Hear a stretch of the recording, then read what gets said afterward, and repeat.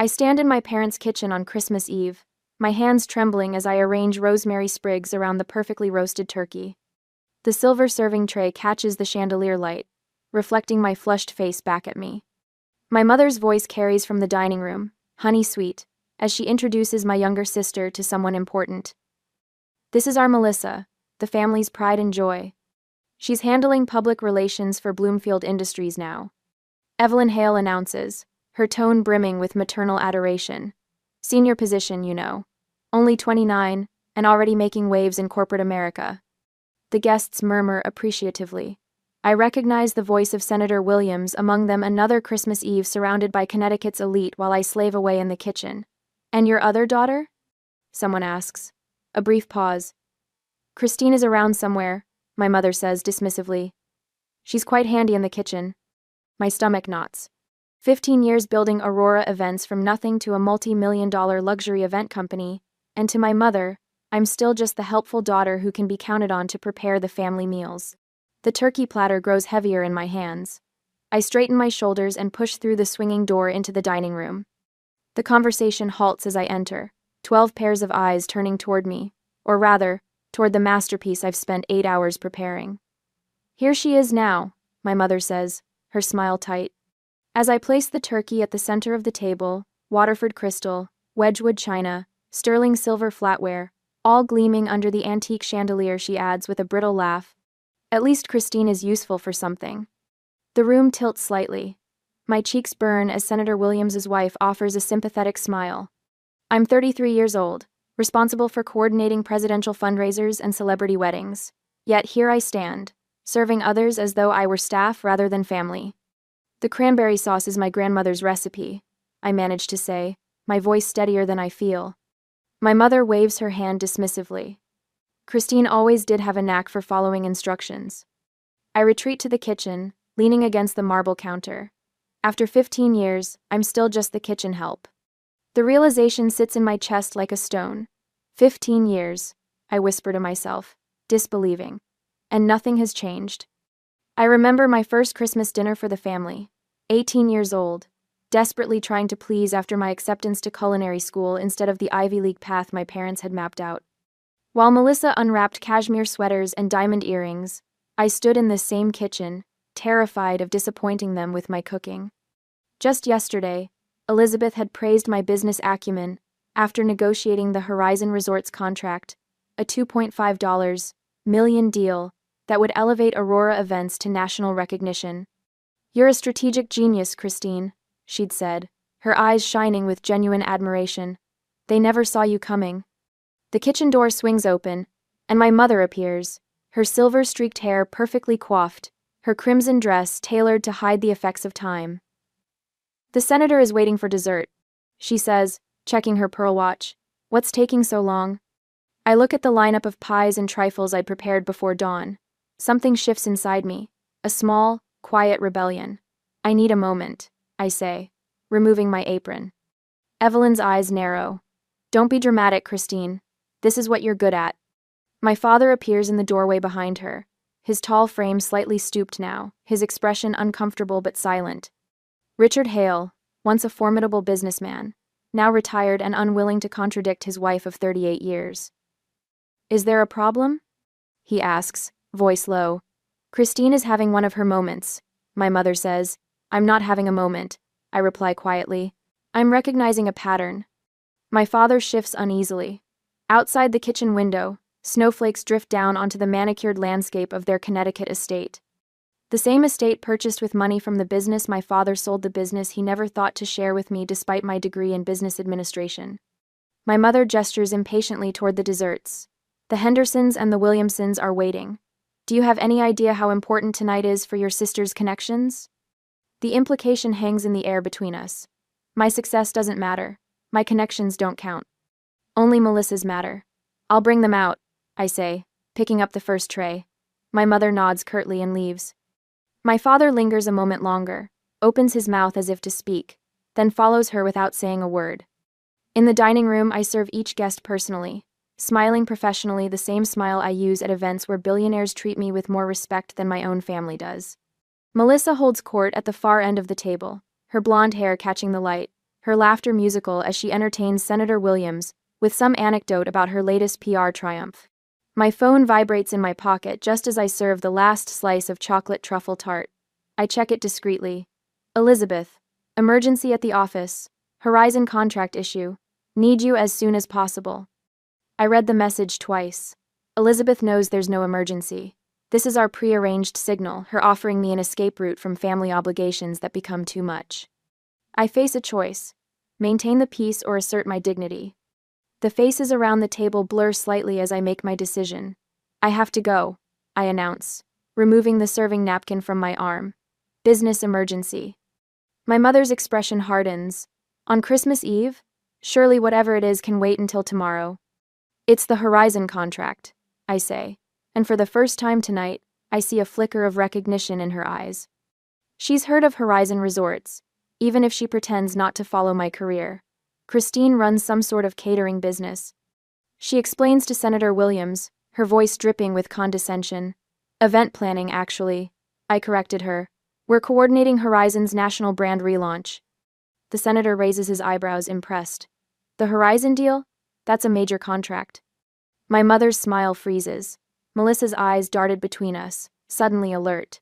I really must go, I say, gathering my coat and purse from the kitchen. Outside, Elizabeth's car idles in the circular driveway, snow gathering on its windshield. Her concerned eyes meet mine as I slide into the passenger seat. Same as last year? She asks gently. Worse, I reply. They know exactly what I do for a living. They just choose not to acknowledge it. Collar. As the car pulls away, I watch the warm glow of the family home recede in the side mirror. The realization crystallizes within me, turning from hurt to resolution. This is the last holiday I will spend as their servant, I say, my voice quiet but firm.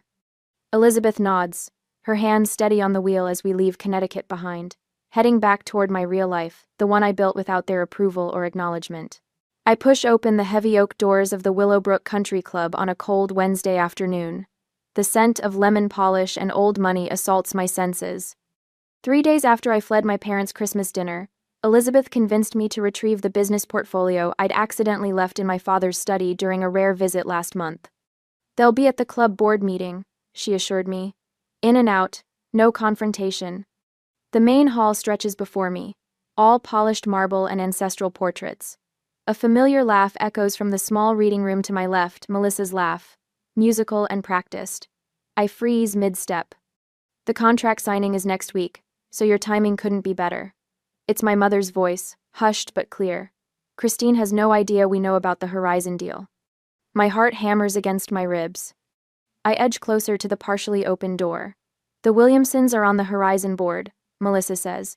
Their daughter works in legal. She confirmed it's worth over $2 million. My father clears his throat. Keep your voice down, Melissa.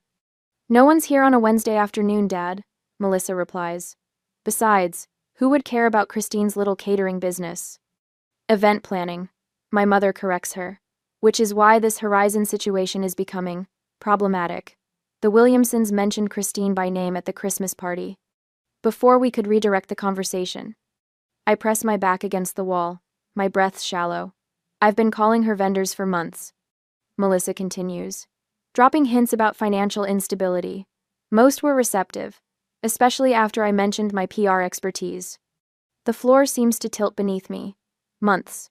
She's been doing this for months. A rustle of papers. This file has everything. Financial reports, client list, vendor relationships. Christine's surprisingly good at business for someone who couldn't get into Yale. My father's voice holds reluctant admiration. Good enough to embarrass this family if she continues to succeed. My mother adds sharply. What happens when the Thompsons discover our daughter, the one who cooks Christmas dinner, is making more than their son at Goldman Sachs? I've planted seeds with 3 Horizon executives, Melissa says. Just enough concern about Aurora's capacity to handle their national relaunch. One mentioned they might need to revisit certain aspects of the proposal. Melissa says. The wall feels cool against my suddenly burning skin. My fingers curl into fists. Is that wise? My father asks. If she traces it back to us. Richard, please. My mother's voice drips with contempt. Christine still craves our approval too much to see what's in front of her face. She spent 15 years thinking we simply don't understand her business. The girl makes dessert for senators while serving them herself. The truth crystallizes in my mind with terrible clarity. They know. They've always known. The dismissals, the belittling comments, the kitchen servitude, none of it was ignorance. It was a strategy. I slip away from the door before they emerge, ducking into an alcove behind a massive fern. My mind races, reassembling 15 years of history like puzzle pieces finally clicking into place. Melissa's occasional visits to my office always around major contract announcements. Her questions about vendors, timelines, financial arrangements. The strange pattern of clients backing out after family gatherings. The health inspector who arrived hours before the governor's fundraiser last spring, citing an anonymous tip. None of it was coincidence. My executive suite at Aurora transforms in my memory from professional achievement to strategic target. Each family interaction was categorized from disappointing to dangerous. Every lost contract recontextualized, from bad luck to calculated sabotage. For 15 years, I've been fighting with one hand tied behind my back, believing my greatest vulnerability was my own insecurity. The truth feels like ice water in my veins. My family hasn't been neglecting my success. They've been actively working to destroy it. And now they're targeting Horizon Resorts. The contract that would elevate Aurora events from regional success to national prominence. The deal I've worked 18 months to secure. My phone vibrates with a text from Elizabeth. Everything okay? I stare at the screen, a strange calm settling over me.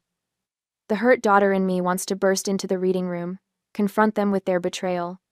But the CEO in me recognizes a more significant truth. They wouldn't be doing this if they weren't terrified of my success. I sent a quick reply. Meet me at the office. Emergency strategy meeting. 20 minutes later, I stride into Aurora's conference room where Elizabeth waits, concern etched across her face. The wall-to-wall windows showcase the Manhattan skyline, the empire I've built without their approval or acknowledgement. They know everything. I tell her, my voice steadier than I feel. Melissa has been sabotaging Aurora for years, with my parents' full knowledge and support. Elizabeth's expression doesn't register surprise. She opens her laptop and pulls up a folder labeled Family Incidents. I've been documenting patterns for months. She confesses. Strange coincidences that always seem to happen after your family gatherings. Clients who suddenly had concerns about Aurora's capabilities. She confesses. She turns the screen toward me. The sabotage always intensifies when we're close to a major breakthrough. Like Horizon. Why didn't you tell me? I ask. Not accusingly, but with genuine curiosity. Would you have believed me? Elizabeth's eyes are kind. You needed to see it yourself. My office door opens, and James Wilson enters without knocking. At 61, my CFO carries the financial reports like weapons. I ran the numbers you asked for, he says to Elizabeth, then notices my expression. You told her? She found out herself, Elizabeth replies. James places a spreadsheet before me. Client cancellations and vendor issues, mapped against your family interactions. The correlation is statistically significant. The graph shows clear spikes of business disruptions following holidays, family birthdays, and country club events. My stomach twists as I remember the Valentine's Day gala where my mother introduced Melissa to the Sandersons, who withdrew from contract negotiations the following week. Why? I whisper, more to myself than to them. What could possibly make them do this? Elizabeth and James exchange glances. Your mother needs Melissa to be the successful daughter. Elizabeth says gently, and your father's retirement investments haven't performed as expected. The country club membership alone costs. That's not an excuse. I interrupt, surprising myself with the hard edge in my voice. No, James agrees. It's not. But understanding their motivation helps us anticipate their next move. He points to the Horizon contract timeline. They're desperate. Their lifestyle is at risk. And your success threatens Melissa's standing in their social circles. The bigger Aurora gets, the smaller her PR achievements look. I stand and walk to the window, staring at the city stretching before me. Behind me, Elizabeth and James wait silently, not my family by blood, but allies who respect what I've built. Document everything, I say finally. Every canceled contract, every anonymous complaint, every suspicious timing. We're not just defending the Horizon deal now. I turn back to face them, something new hardening within me. We're protecting Aurora Events from the people who should have been protecting me. The next day, I stand in Aurora Events' kitchen, fingers trembling slightly as I hold the health inspector's report. 3 different colored post-it notes mark sections I've read a dozen times already. The signature on the complaint form might as well be written in neon lights. I found it. I tell Elizabeth, who hovers near the industrial refrigerator. The inspector's report mentions who called them. A concerned family member worried about food handling standards before the Anderson wedding. Elizabeth's eyebrows lift. A family member? You think? I know. The paper crinkles as my grip tightens. Look at the timing. Every major inspection, every anonymous complaint, they all happen right after I mention our biggest clients at family gatherings. Elizabeth pulls out a manila folder from her desk drawer. I've been keeping track. For months now. My chest tightens as she spreads documents across the stainless steel prep table. Inspection dates, family dinner dates, client complaints that materialized from nowhere. And most damning of all, a transcript of Melissa's voice. You recorded her? I ask, scanning the typed conversation. Last month at the vendor showcase. She approached Martinelli's Linens asking about our order volume, claiming she worked with Aurora Events. Elizabeth's voice hardens. She's been systematically contacting our suppliers, Christine. I press my palm against the cool metal table, steadying myself. For 15 years I've built this company, brick by brick, contract by contract. And all the while my own sister has been laying explosives at the foundation. The Horizon contract signing is next week, I say, finally naming our shared fear. They'll try to stop it, Elizabeth confirms, but now we have proof. Then I think it's time for lunch with my sister.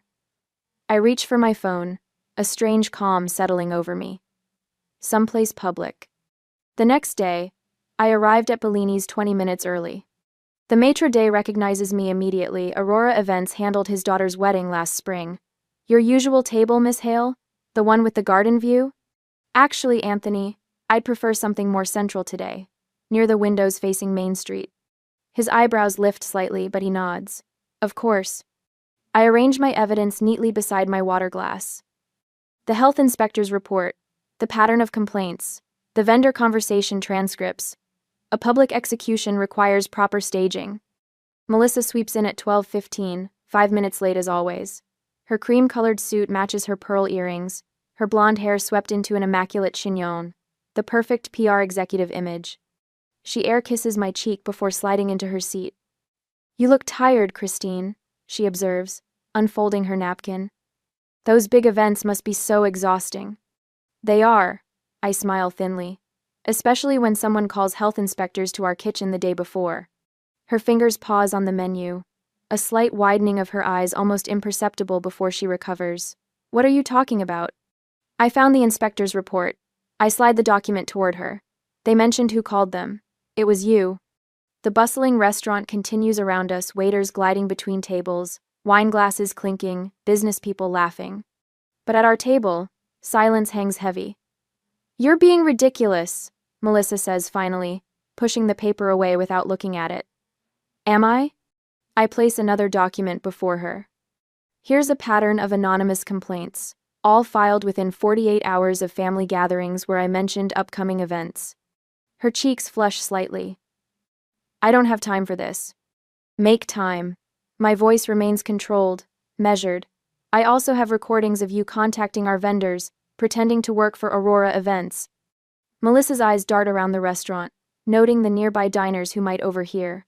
Her perfectly manicured hand reaches for her water glass. Mother's here, she says suddenly, relief washing over her face. Evelyn Hale approaches our table, elegant in a tailored burgundy dress. Her eyes take in the scattered papers, her smile faltering. What's all this? She asks, sitting beside Melissa. Evidence, I replied calmly, of systematic sabotage against my company. Evelyn's face hardens. That's a serious accusation, Christine. Backed by serious proof. I turned the health inspector's report toward her. The inspector confirmed it was Melissa who called them, claiming food safety concerns. We were concerned about your standards, Evelyn says, her voice dropping to a whisper. After hearing about that unfortunate food poisoning incident at the M sizes. There was no food poisoning incident, I lean forward. That was a rumor Melissa started. We've never had a single case of food poisoning at any Aurora event. A waiter approaches. Evelyn waves him away with practiced charm before turning back to me, her voice honey-sweet but eyes flint-hard.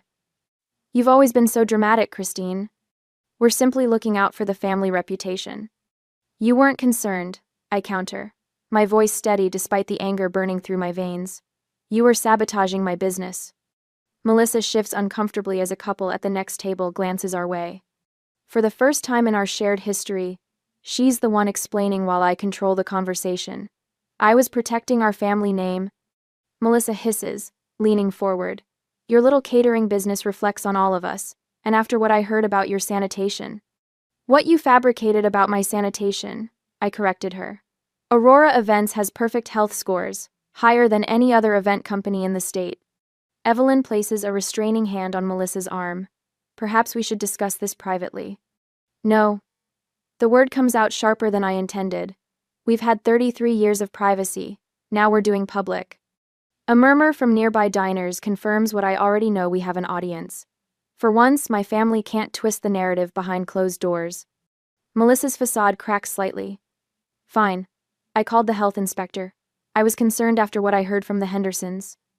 The Hendersons who interviewed with your PR firm last month? I push a printout of their connection toward her. The same Hendersons who mysteriously canceled their contract with Aurora a week later? Evelyn's grip on her purse tightens. I can almost see her calculating the social cost of this confrontation. What do you want, Christine? She asks finally. I want you to stop interfering with my business. Both of you. I look directly at Melissa. No more calls to vendors. No more rumors to clients. No more health inspectors. Melissa's jaw tightens. And if we don't? Then, the next conversation happens with lawyers present. I reply, gathering my evidence. And includes the district attorney's office. I stand, dropping enough cash on the table to cover all 3 lunches. I've worked too hard for too long to let anyone, even family, destroy what I've built. Outside, Elizabeth waits in the company car, her encouraging smile visible through the window. My phone buzzes as I approach. James, I answered, sliding into the passenger seat. Contract review meeting with Horizon just wrapped. Our CFO reports. Everything's proceeding as planned. Not a single question about our operational standards. Elizabeth pulls away from the curb as relief washes through me. Did you tell them? She asks, nodding toward the restaurant. Everything. I confirm, watching my mother and sister through the window, their heads bent together in urgent conversation. They know I know. The car turns the corner just as Anthony, the restaurant's owner, hurries out to catch me. Elizabeth slows as he approaches my window. Miss Hale, he calls. I just wanted to say we're hosting the Chamber of Commerce dinner next month. Would Aurora Events be available to handle it? The invitation extended in full view of the restaurant windows where my mother and sister still sit feels like more than a business opportunity. It's validation. We'd be honored, I reply, feeling the first genuine smile of the day spread across my face. As Elizabeth drives toward the office, I watch the restaurant recede in the side mirror. For the first time since founding Aurora Events, I feel the company's strength against my family's manipulation. The evidence is undeniable. The confrontation is complete. And for once, I'm not the one explaining. On Monday next week, I stand at the conference room window, watching rain streak down the glass. 3 days have passed since I confronted Melissa at Vincenzo's, but the satisfaction has faded, replaced by cold determination. The Aurora Events conference room has been transformed into a command center, documents spread across the 12-foot mahogany table. They'll target the Horizon contract next.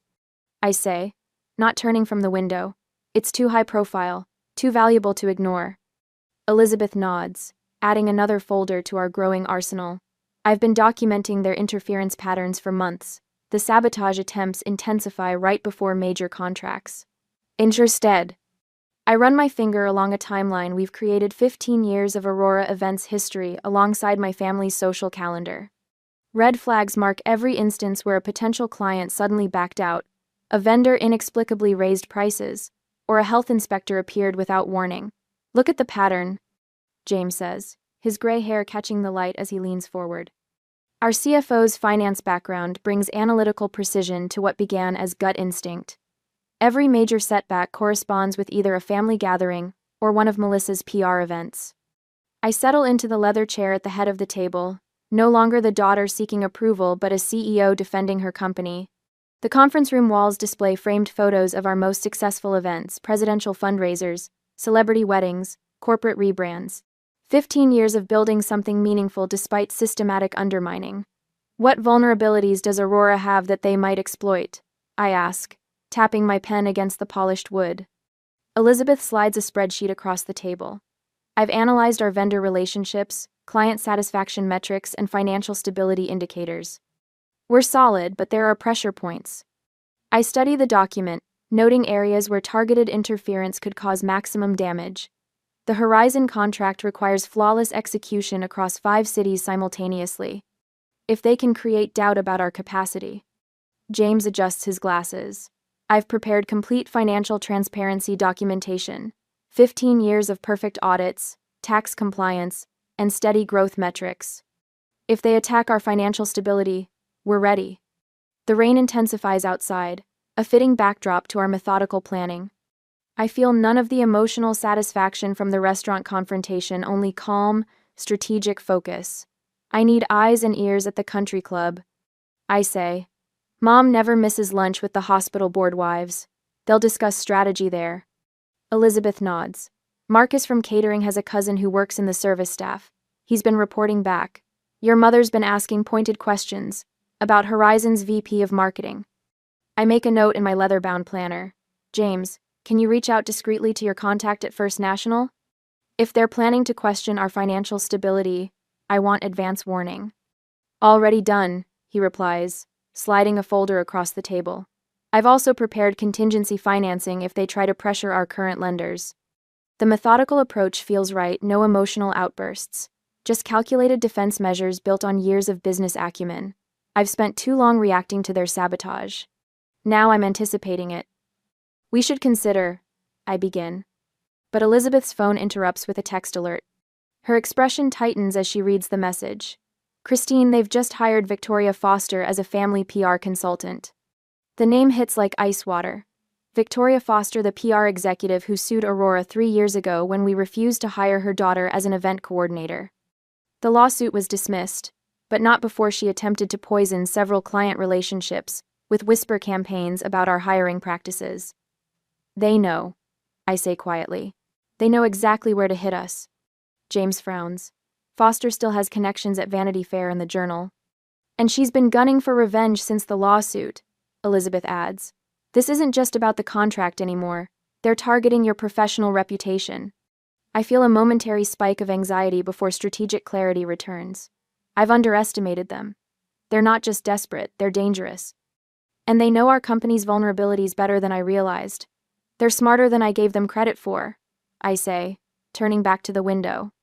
The rain has stopped, leaving glistening streets below. Prepare media response templates for every possible accusation. We need to be ready to counter anything Foster might plant.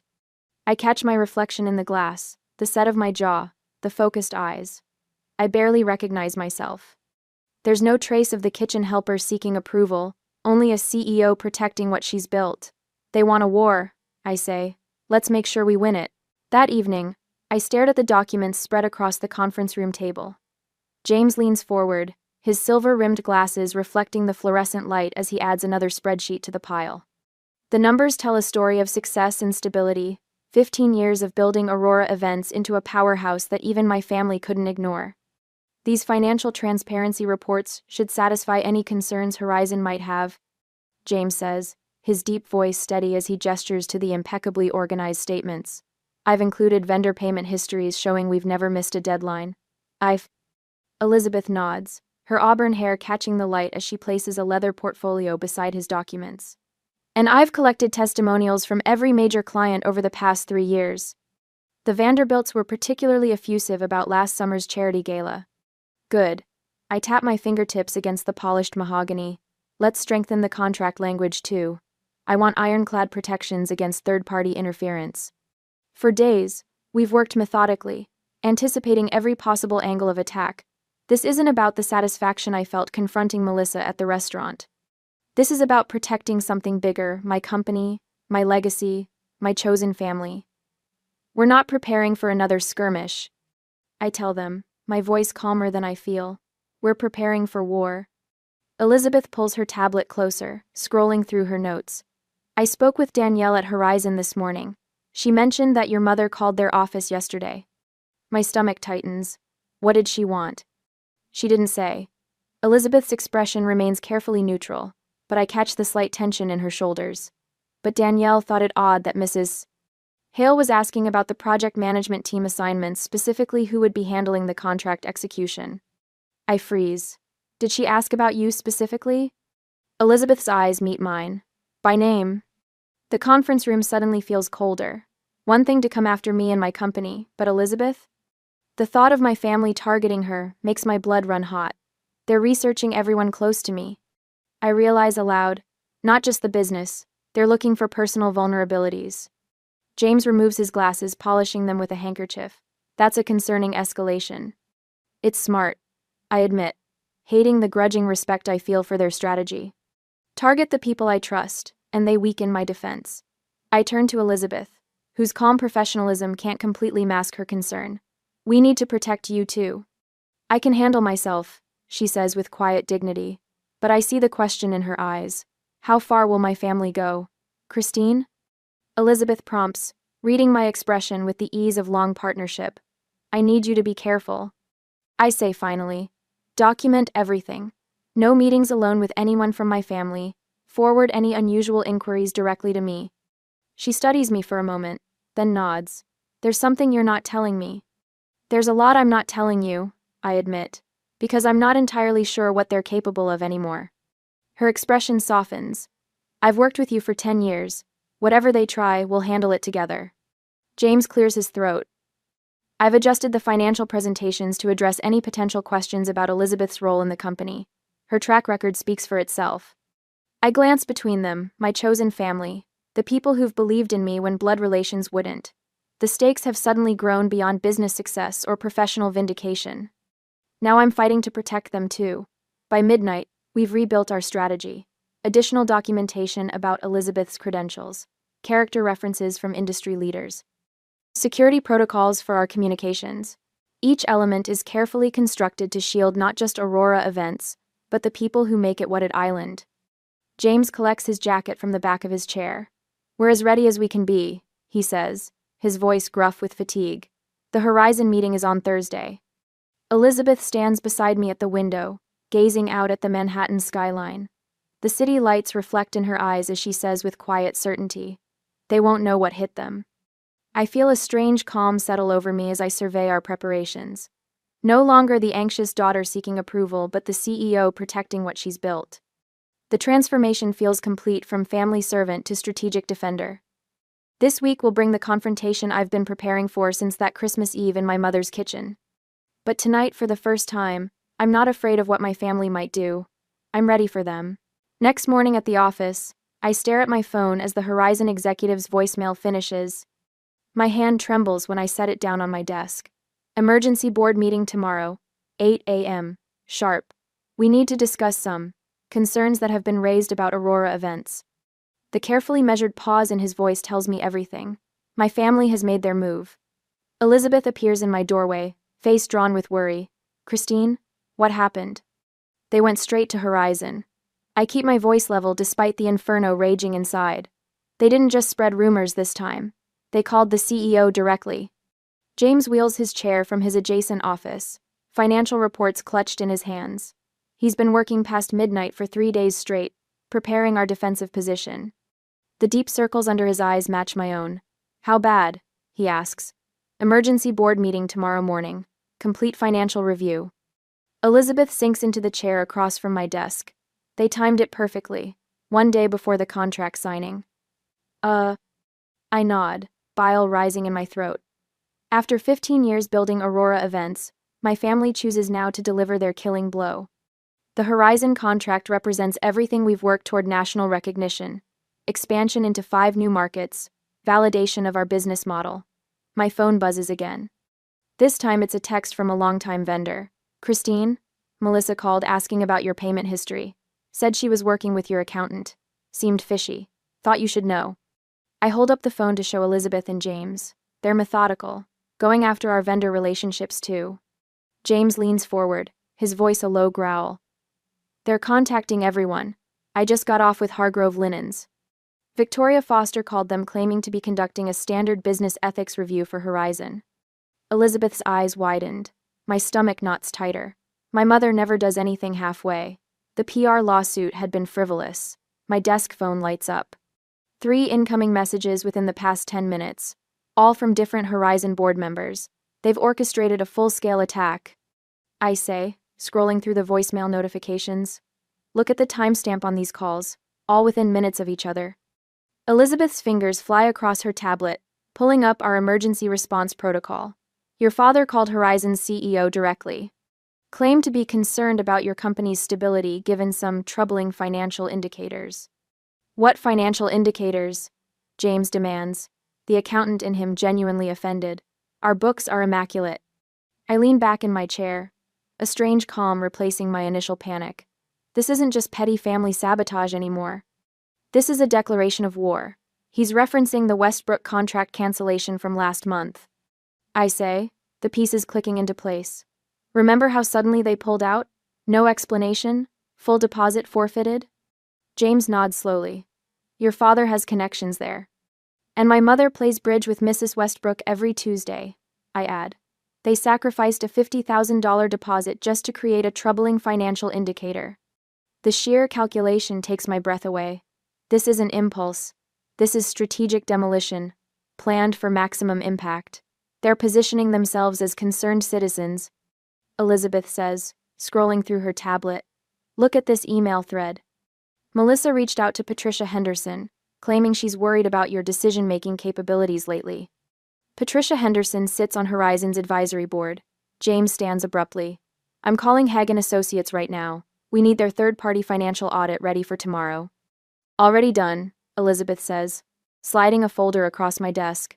Complete 5-year financial history, profitability metrics, client satisfaction ratings, vendor payment schedules, certified copies, triplicate sets. I open the folder, pages of financial health staring back at me. Aurora Events isn't just stable, we're thriving. Double-digit growth each year for 5 consecutive years. Outstanding credit rating. 0 complaints filed with any regulatory agency. The staff is mobilized too. Elizabeth continues. Every department head has contacted their key relationships. The strategy we planned in Chapter 4 and 5 is fully activated. My phone buzzes again. Not another Horizon executive, but the caterer from my sister's wedding 3 years ago. Christine, your mother just called asking about our experience with Aurora. Said she was doing reference checks? Told her you're the best in the business. Hope that's what you wanted. I show the message to Elizabeth, who smiles grimly. They're calling our allies too. But they don't realize we've spent years building genuine relationships while they were playing social games. The conference phone lights up, and James answers on speaker. It's Sarah Martinez, Horizon's procurement director. Christine, I'm calling as a courtesy. We've received some. Concerning communications about Aurora Events, the board has called an emergency meeting tomorrow at 8. You'll need to present. I understand, I reply, voice steadier than I feel. We'll be prepared. This isn't standard procedure, Sarah adds, her voice lowering. Someone's pulling strings, hard. After she hangs up, the 3 of us sit in momentary silence, the magnitude of tomorrow's battle sinking in.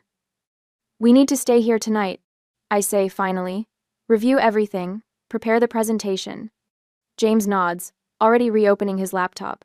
I'll have the complete financial analysis ready in 2 hours. I've compiled testimonials from every major client for the past 3 years, Elizabeth says, and documented evidence of each family sabotage attempt. I watch my chosen family mobilize around me, their competence a stark contrast to the toxic manipulation of my biological relatives. The Horizon contract isn't just business anymore, it's vindication of everything I've built despite my family's interference. Tomorrow morning we will show Horizon what real business integrity looks like, Elizabeth says, squeezing my shoulder. James looks up from his computer, confidence replacing the fatigue in his eyes. Our numbers tell the real story, Christine. They can spread all the rumors they want, but facts don't lie. I open my presentation software and begin organizing our defense. Later that night, the timer on my desk, a reminder of where I started, shows 10:42 p.m. Tomorrow's presentation is at 8 a.m. less than 10 hours to prepare for the fight of my professional life. As I work through the night, one thought sustains me. After tomorrow, either Aurora Events will secure its future, or my family will succeed in destroying everything I've built. There is no middle ground left. Next morning, I walk into Horizon's gleaming boardroom, the morning sunlight streaming through floor-to-ceiling windows overlooking Manhattan. My heartbeat steadies with each step. Despite the stakes, everything I've built over 15 years balances on what happens in the next hour. The room falls silent as I enter. 20 executives in tailored suits sit around a massive mahogany table, their expressions a mix of curiosity and concern. My gaze locks with Melissa's across the room. Her usual composed smile falters for a split second before returning. Behind her, my mother sits ramrod straight in a burgundy dress that probably cost more than some of my staff's monthly salaries. My father avoids my eyes completely, studying his hands as if they contain answers to questions no one has asked. Victoria Foster stands at the front of the room beside a projection screen, her silver-streaked blonde hair pulled into an immaculate chignon. I recognized her immediately, the PR executive who sued Aurora 3 years ago, after we refused to compromise our ethics for one of her celebrity clients. Miss Hale. Gregory Townsend, Horizon's CEO, gestures to an empty seat. Thank you for joining us on such short notice. We have some concerns we need to address before proceeding with our contract. I nod, placing my leather portfolio on the table. Elizabeth sits silently beside me, her tablet ready. James takes the seat on my other side, his presence steady and reassuring. Victoria taps her tablet, and the screen behind her illuminates with Aurora's financial records, or rather, a carefully edited version of them. After conducting a thorough analysis, Victoria begins, her voice carrying the practiced authority of someone who believes her own fabrications. We've identified several concerning patterns regarding Aurora Events' stability and leadership. She clicks to the next slide, showing a graph with selective downward trends. As you can see, client retention has fluctuated significantly over the past 3 years. She continues. Additionally, there have been concerning reports about inconsistent management practices. My mother leans forward, her voice honey-sweet with practiced concern. We felt it was our responsibility to bring these issues to light. We only want what's best for everyone involved. The elegant deception might have worked if I were still the daughter seeking approval in their kitchen. But I'm not that woman anymore. Mr. Townsend, I say, opening my portfolio with steady hands.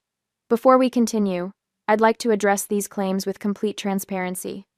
I slide a USB drive toward their technical director. This contains Aurora's complete financial records for the past 5 years, certified by 2 independent accounting firms. James speaks up, his voice carrying the weight of 30 years in financial management. If I may, I've prepared a comprehensive analysis that tells quite a different story. He distributes folders to each board member. You'll notice our client retention rate is actually 87% over 5 years, well above the industry average of 62%. Victoria attempts to interject, but Townsend raises his hand, already scanning the documents with narrowed eyes. There's something else you should know. I continue, my voice level despite the fury burning in my chest. What you're witnessing is not business concern but personal sabotage. I slide another folder toward Townsend. This contains documented evidence of systematic interference with Aurora's operations, dating back 3 years. Elizabeth steps forward, activating her tablet display on the main screen. Permission to present evidence, Mr. Townsend?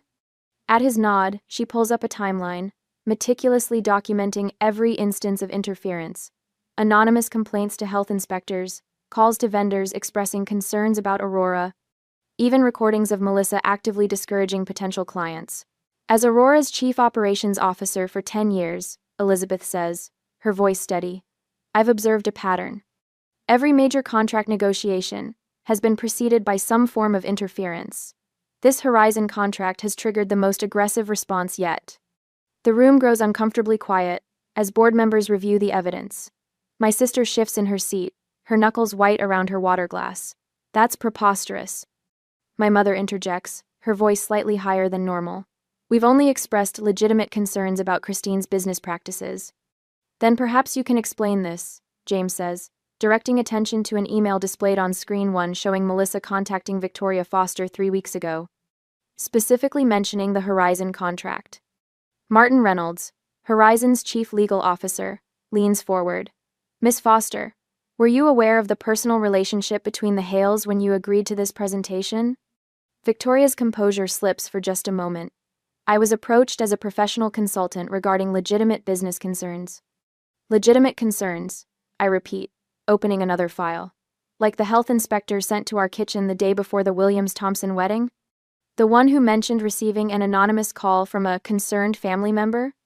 I pass around copies of the inspector's report, which specifically notes the caller identified themselves as family of the owner. Or perhaps the calls to 3 of our regular vendors suggesting Aurora was facing financial difficulties? I continue, placing phone records on the table. Calls traced back to your home phone, Dad. My father finally looks up, his expression a mixture of shame and defiance. Your business wasn't built on solid foundations, Christine. We were trying to protect you from inevitable failure. Protect me? The words escape before I can stop them. By actively working to destroy everything I've built? Townsend clears his throat, studying the documentation with increasing concern. This appears to be personal sabotage disguised as business counsel. He turns to Victoria. Miss Foster, your presentation deliberately misrepresented Aurora's financial standing. Victoria begins a defense, but Townsend cuts her off with a raised hand. More disturbingly, he continues, these actions appear coordinated specifically to interfere with our contract negotiations. A board member I recognize as Sarah Winters, Horizon's VP of Operations, speaks up. I received a call last week expressing concerns about Aurora's ability to handle our national relaunch. The caller identified herself as Melissa Hale. She never mentioned being related to Christine. Melissa's perfect composure finally cracks. I was simply sharing relevant information about a company I'm familiar with. You're not familiar with my company, I reply, years of restrained anger finally finding a voice. You've never set foot in our offices. You've never attended a single event we've produced. You've never acknowledged my success except to undermine it. I stand, addressing the board directly. Aurora Events has a 15-year track record of excellence. We've coordinated presidential fundraisers, managed disaster relief logistics, and built a reputation for absolute integrity. What you've witnessed today is the culmination of years of systematic interference from people who claim to be concerned while actively working against us. 3 additional executives enter the room, representatives from companies who have worked with Aurora for years. One by one, they testify to our reliability, our excellence, our integrity. I've personally witnessed Aurora Events handle million-dollar projects with flawless execution, says Thomas Richardson, CEO of Richardson Hotels. They're the only event company we trust with our international conferences. Melissa stands abruptly, her voice tight. This is an ambush. We came here out of genuine concern. No, you didn't. Townsend interrupts, studying the evidence before him. The documentation here clearly demonstrates a pattern of deliberate interference timed specifically to undermine Aurora's business opportunities. He turns to my family, his expression hardening. I want to be absolutely clear. Any further interference with Horizon's business relationships will result in legal action. Miss Foster, you may wish to consult your own counsel regarding your participation in this matter. Victoria gathers her materials quickly, avoiding eye contact with everyone as she exits the room. My mother rises, her perfect posture betrayed by a slight tremor in her hands. We were only trying to protect the family reputation. The family reputation? I repeat quietly. For 15 years, I've built a business with integrity, excellence, and transparency values that should enhance any family's reputation. The only damage to your reputation comes from your own actions today.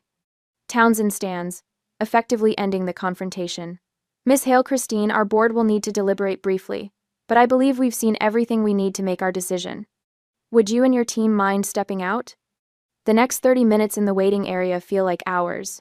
Elizabeth squeezes my hand. No matter what happens, you've already won. They can't touch you anymore.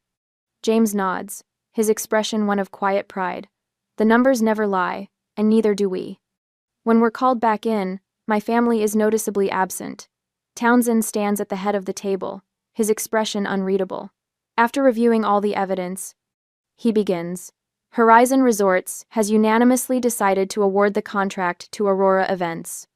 The relief is so profound I have to steady myself against the table. Furthermore, He continues, "We'd like to discuss expanding our relationship beyond the original proposal. We're interested in making Aurora our exclusive event partner for all properties worldwide." The victory washes over me in waves: vindication, relief, triumph.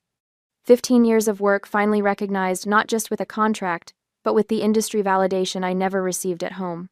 "We value partners with integrity," Townsend says, extending his hand. "The way you handled today's situation demonstrated exactly why Aurora is the right choice for Horizon." As we sign the expanded contract, now worth nearly $4 million, I feel the final pieces of my transformation lock into place. No longer the kitchen helps. No longer the dismissed daughter. I am Christine Hale, founder and CEO of Aurora Events, now officially recognized as an industry leader. Elizabeth embraces me as we exit the building.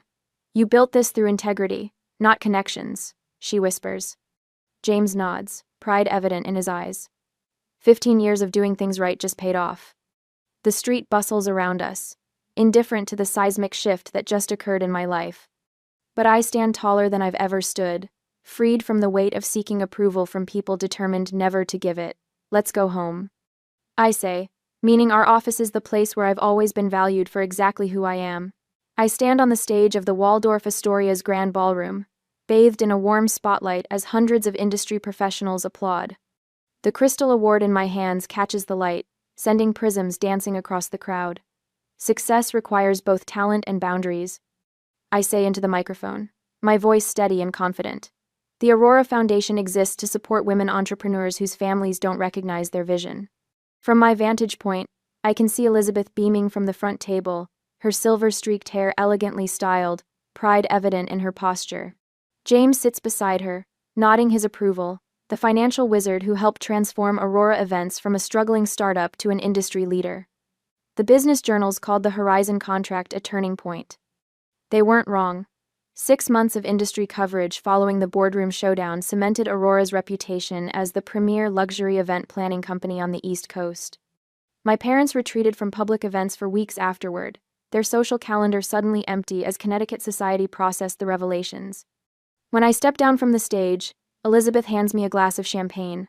"To boundaries," she whispers, clinking her glass against mine. "And to the family we choose," I reply.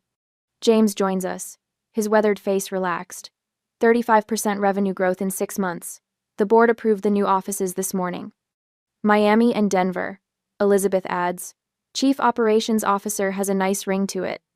"Not as nice as a permanent CFO with profit sharing," I tell James, watching his eyes widen slightly. "Christine, You believed in Aurora when my own family didn't," I say. "You deserve to share in what we've built." The memory of last Christmas flashes through my mind, my trembling hands arranging rosemary sprigs, my mother's dismissive introduction. "I almost lost everything I built," I murmur. "But you didn't," Elizabeth says firmly. "You protected it instead." Later that evening, as guests mingle over dessert, I spot them near the entrance. My parents and Melissa, standing awkwardly in formal attire, holding embossed invitations. I'd sent them as a courtesy, never expecting they'd attend. I cross the room slowly, feeling none of the tightness in my chest their presence usually triggers. "Christine," my mother says, her voice unusually tentative. She looks older, the careful makeup not quite concealing the toll of diminished social standing.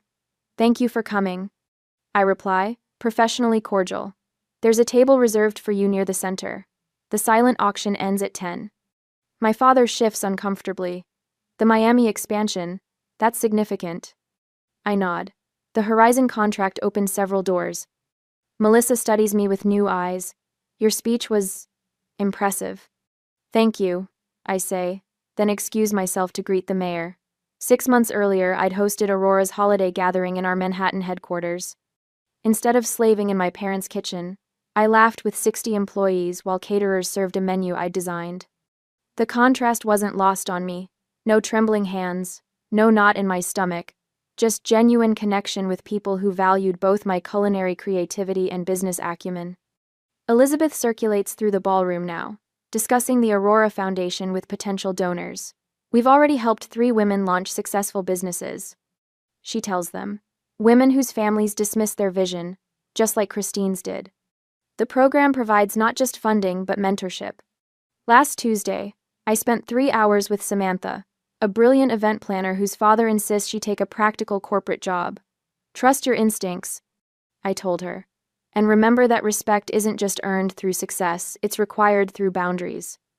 James appears at my elbow. The Williams Group wants to discuss their Seattle launch. Shall I bring them over?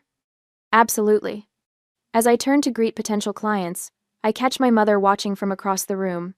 For a moment, our eyes meet.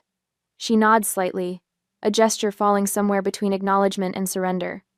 Much later, 1 year after that devastating Christmas Eve, the transformation is complete. The woman who once stood in her mother's kitchen arranging turkey platters now hosts industry leaders at charity galas. The daughter dismissed as helpful in the kitchen now mentors the next generation of women entrepreneurs. When the event concludes, Elizabeth hands me the foundation's first annual report.